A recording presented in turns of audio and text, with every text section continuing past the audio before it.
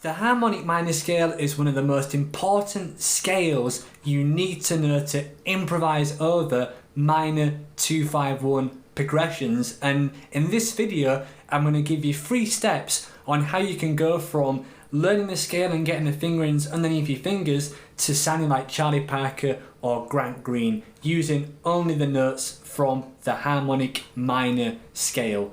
Guys, let's do this.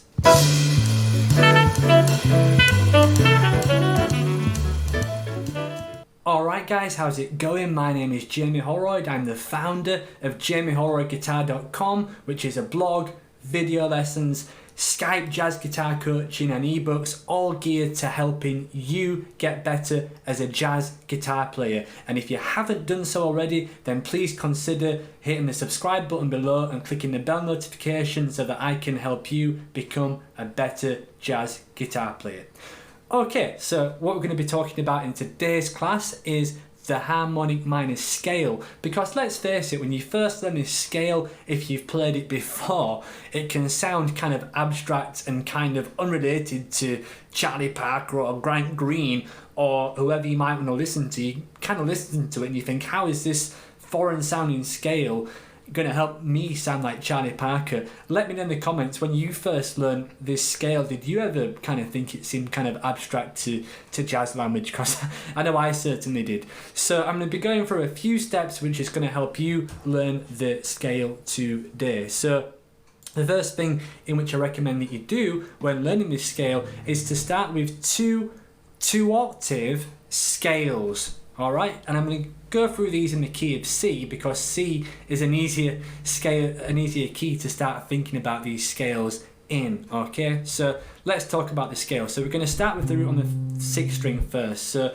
the notes in the harmonic minor scale, the intervals go root, 2nd, minor 3, 4, 5, flat 6, natural 7. Okay, so I'm now just going to play it without talking so you can hear it. Alright, so that's the fingering with the root on the 6th string. Now the next fingering which I recommend you learn is the fingering with the root on the 5th string.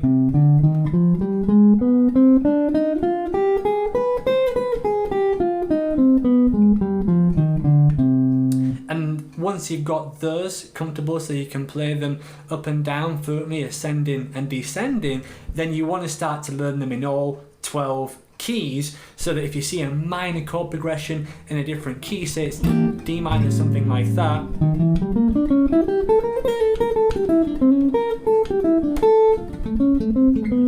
you've got the scale underneath your fingers so that you can start to create minor language with the scale.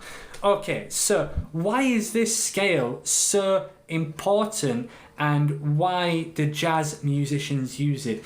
There's plenty of other minor scales that you can use, right? You could think about the natural minor scale or something like that, but jazz musicians often gravitate towards using this one. So why is that? Well, that's because all the important notes from the minor 2-5-1 can be found within this arpeggio, right? So if we think about the chords in a minor 2-5-1, D minor 7 flat 5, some kind of G altered, in this case a G 7 flat 13, and a C minor 7, that's different from a diatonic 2-5-1 in C major, right? So let's go over the arpeggios for these. So D minor 7 flat 5, let's think of the chord tones. So the root is a D, the 3rd is an F, the 5th is an A flat, the flat 7 is a C. So I was just thinking of a half diminished chord there, but D, root, flat 3, flat 5, then a C, okay? So that's your arpeggio.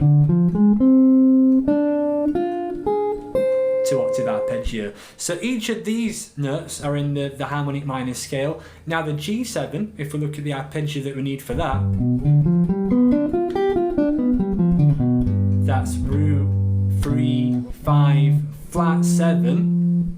All of these notes are in the harmonic minor scale as well. Alright, if you play that scale and you think, okay, G7 arpeggio, all these notes can be found within that. So the first thing that I recommend you do is just ascend through each of these arpeggios to get used to them. And I forgot to mention as well that obviously the notes from the C minor 7 are in this as well. The only difference is that if you're playing a C minor, it's got this B natural there, okay, the B natural, which is an interesting note. But in jazz, you know, the chord type, the C minor 7 chord type would often suggest that the 7th is a flat 7th, but if you listen to a tune like Solar, that first chord is a C minor 7, but it makes use of a natural 7 as well. So using a natural 7 over a minor 7 chord is cool, but sometimes you've got to be careful how you use it. Anyway, so the first job is to ascend through each of these arpeggios over a minor 2-5-1, and that would sound like this.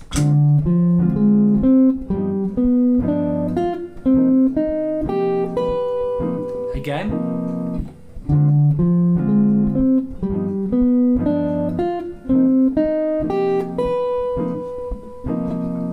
Alright, so that's the first thing. Now, as we go into the next exercise here, what you now want to start to do is voice lead these arpeggios so that they kind of run into each other a little bit smoother. Alright, so what I mean by that is when you're going up a D minor 7 flat 5 arpeggio, you want to think to yourself, in the G7 arpeggio, what note is the closest to the last D minor 7 flat 5 note? So ascending arpeggio, and then if you think of that G7 arpeggio, the closest available tone is that B natural note right there. And then we can continue going through the arpeggio and back down again, and then we can voice lead. So if we think about our 4 notes now in G7, we have 3rd, 5th, 7th, back to the 5th, then where is the nearest available note in the C minor 7 arpeggio? Well, it would be that E flat would be a good bet, okay? So you can play the E flat and then go through a descending arpeggio there. So you've got an ascending, half diminished arpeggio, G7 pattern, and hopefully you can hear now that rather than just playing arpeggios, it sounds like we've got some kind of interweaving stitching of the chord changes to link these together in a more in a better way using voice leading. So with the looper, this sounds like this. So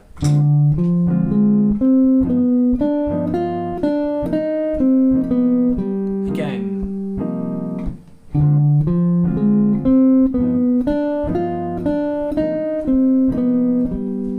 Alright, so that's kind of the next step. So hopefully you're seeing now why this harmonic minor scale is becoming important. And really, you know, you've got to train your ears to hear how the important notes from the chords work, and for the general sound of the harmonic minor scale, because when you do, you'll realise that each note really has a colour and a characteristic and a defining sound over each chord. Like, for example, the D minor 7th, if you take the 3rd there, what this 3rd wants to do really is fall to the 3rd of G7. It's an unstable note, and it's called a leading tone because it's leading somewhere, right? So you can go 7th, and then you can go 7th to 3rd, and then, you know, you could maybe start to think, okay, once you're on the 5th of the G7, you can make that go to E flat. So you're voice leading chord tones really, but I guess it's a very similar exercise to the first thing, but I'm really now just starting to think about specific intervals rather than feeling like I've got to play consistently. Alright, so really I'm only going to be using long rhythms here, like half notes and quarter notes sparingly. So that sounds like this with the loop. So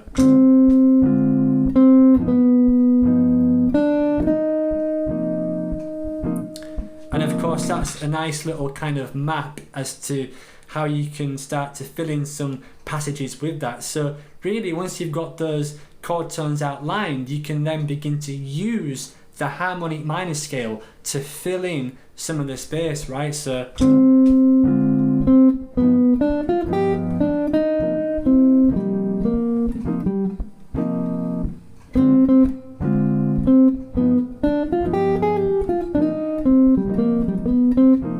Alright, so already now the harmonic minor scale is starting to sound a little bit more like jazz because we're focusing on chord tones, and that's what's bringing out the jazz sound of the scale. We're not just thinking scale up and down, because that's not really going to give us the sound that we want.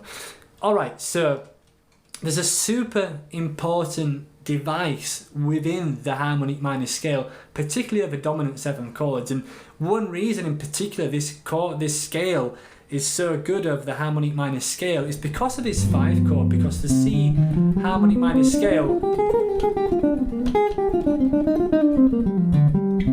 addresses many of the altered tensions within the harmonic minor scale, right? You can play this scale against a G, and you get 4th, which is not particularly interesting, 5th, which is a guide tone, flat 13, which is a great chord to use over a G7, a great interval should I say, 7th, which is a defining note, G, which is the root, flat 9, and as soon as you hear a flat 9 on a dominant 7 chord, it wants to resolve to the 1 chord, and of course that B natural is the 3rd, which is a defining note as well. So you've got the characteristic guide tone notes of a G7, but you've also got the spicy notes as well, which kind of produce some of the jazz. I guess that's a terrible way of describing it, but hopefully you get what I mean. So there's one classic lick that you hear Charlie Parker use all the time, and that goes, it goes like that. So 3rd to flat 9 to root to 7th, and then fall into the E flat like so. So with the loop pedal,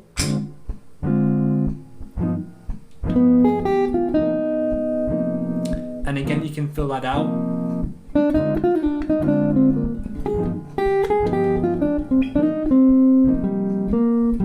Try that again.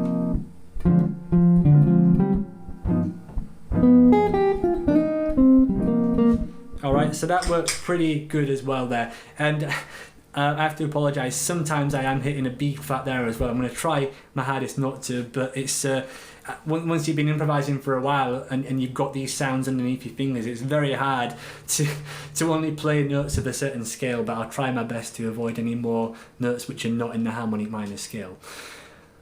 Alright, so really, what you want to start to do is, I guess what I was doing there, where you start to look at maybe voice leading, finding little voice leading intervals within each chord and then trying to fill them out with scale tones, right? So that's what I just demonstrated a minute ago.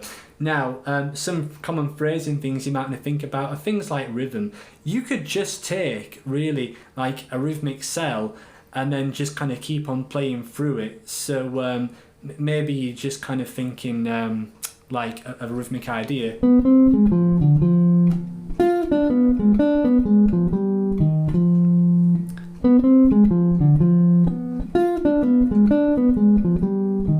And that would work great as well. So I'm going to try that one over the loop pedal also. So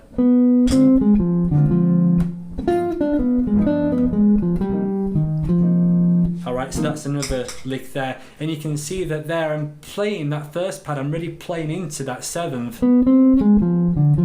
And then over the G7 arpeggio, I'm just using a little descending arpeggio fragment, right? 7, and I'm using that A flat as well, that flat 9 once again. 7, 3, 5, flat 9, 5, 3, flat 9, 7, finishing and resolving on the 5th, a strong chord tone.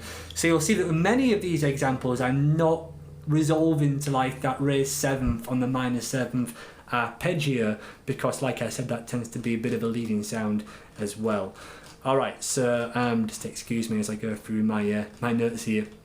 So one super useful thing that you might also want to consider with this is that the harmonic minor scale, it's great to use over obviously a minor 2-5-1 progression.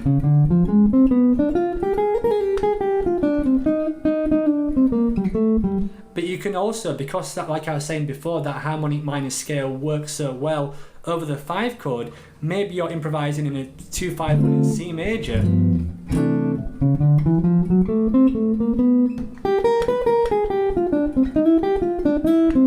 And you can actually think of that, you could think of C harmonic minor scale over that G7 as well, and that will help you get an altered sound over a major 2-5-1, right? So I'm thinking like in a major 2-5-1 D minor 7 type ideas. Then when it gets to the G7, I'm thinking C harmonic minor.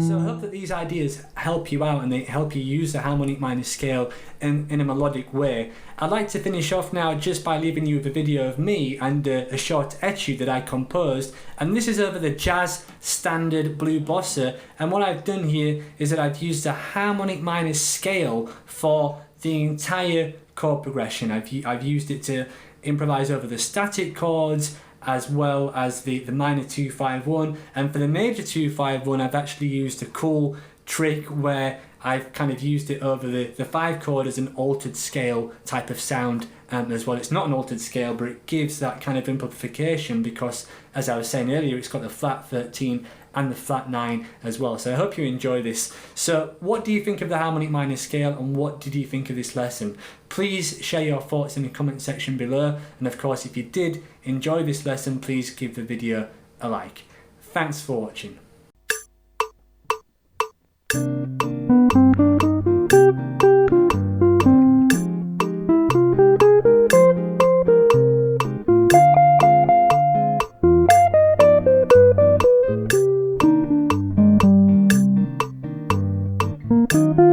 you.